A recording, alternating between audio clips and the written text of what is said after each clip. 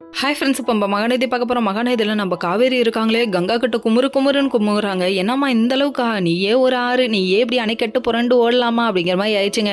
என்ன பண்ணுறது, அந்த அளவுக்கு அழுகுறாங்க. அதுக்கப்புறம் அழுகாதடின்னு சொல்கிறாங்க.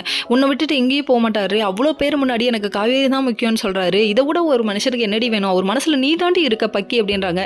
இது உங்களுக்கு புரியுது, அந்த மரமண்டிக்கு புரியலையே, அந்த ஆர்வக்கோளருக்கு புரியலையே அப்படிங்கிற மாதிரி ஆயிடுச்சுங்க. இல்லை நான் சொல்லி தான் ஆவேன் அடம்பிடிக்குது. எரும மாடே, இவ்வளோ பெரிய வயசாகுது, கிளிப்பிள்ளைக்கு சொல்கிற மாதிரி சொல்லிட்டு இருக்கேன், என்ன அடம்பிடிக்கிற அப்படின்னு சொல்றாங்க. அதுக்கப்புறம் எவ்வளவோ சமாதானம் பண்றாங்க. இன்னொரு பக்கம் நம்ம விஜய் என்ன பண்றாருன்னா, குமரனை கூட்டிட்டு போகும்போது ஒருத்தங்களுக்கு தான் கிட்ட இருக்கிற மைனஸ் என்னன்னு தெரிஞ்சிச்சுன்னா அவங்க லைஃப்ல சாதிச்சிருவாங்கன்ற அட்வைஸ் எல்லாம் பண்றாரு. ஐயோ தொர கருத்தெல்லாம் பேசுதுப்பா, அந்த ரேஞ்சுக்கு போயிடுச்சுங்க. எதுக்குப்பா அந்த டைலாக் எல்லாம் அடிச்சு விடுறேன்னு பார்த்தா, இவருக்கு மோட்டிவேஷன் ஸ்பீச் கொடுக்குறானாமா, வேற லெவல்ப்பா, டெய்லியும் ஒருத்தருக்கு குடிப்பீங்க போல, இவருக்கு போற போக்கில் வருது போல. இதெல்லாம் ஒரு பக்கம் இருக்க, ஆடிஷன் நல்லா அட்டன் பண்ணுங்கன்னு சொல்லிட்டாங்க. அதுக்கப்புறம் ட்ரெஸ் எல்லாம் டிப்டாப்பா மாட்டிக்கிட்டு இவர் நடிக்கிறத பார்க்கணுமே, கண்ணா இவ்வளோ நாள் எங்கடா தம்பி இருந்த, கண்ணா லட்டு தின்ன ஆசையா அப்படின்னு சொல்லிட்டு செகண்ட் ரவுண்டு ஜெயிச்சிட்டாருங்க போங்க.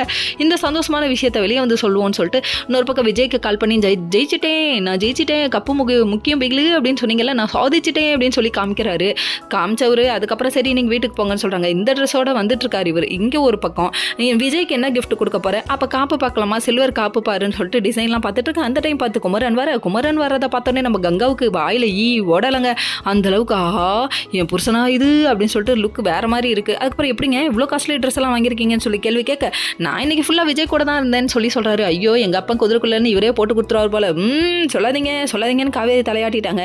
ஏன்னா விஜய்னு பேரை கேட்டாலும் என்ன பண்ண திமிரல ஆடுறாராம் அப்படி இப்படின்னு இவங்க பேசுவாங்க. அதனால ஷூட்டிங் ஸ்பாட்ல வாங்கி கொடுத்தாங்கன்னு சொல்லிட்டு சமாளிக்கிறாரு. கண்ணா இதுக்கு மேலே 2 வாரத்தை பேசினா நான் உண்மை உளறிடுவேன்னு ஓடுறாரு. Okay friends.